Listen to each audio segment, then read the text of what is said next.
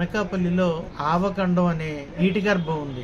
ఆ నీటి గర్భాన్ని దేవరాపల్లి దగ్గర నుంచి శారదా నది ప్రవాహక ప్రాంతంలో, తర్వాత బొజ్జనకొండ నుండి వచ్చిన తంపర నీరు పొలాల మీదుగా ఈ ఆవకండంలో చేరి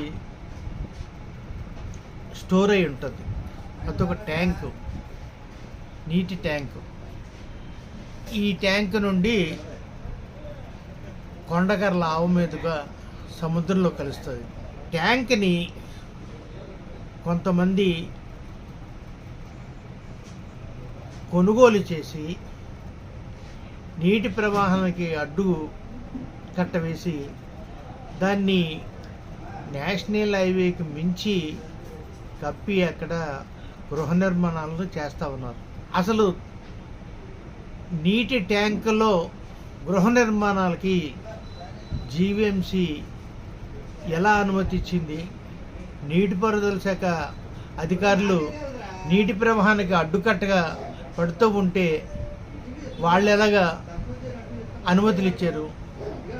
అదే ప్రభుత్వం రెవెన్యూ డిపార్ట్మెంటు ఎలా దానికి అనుమతులు మంజూరు చేసింది? ప్లాన్లు ఎలాగ అప్రూవల్ అయ్యాయి అన్నది చూసేటట్టయితే దీని వెనకాతల కోట్లాది రూపాయల కుంభకోణం జరిగిందని తేటతెల్లమవుతుంది.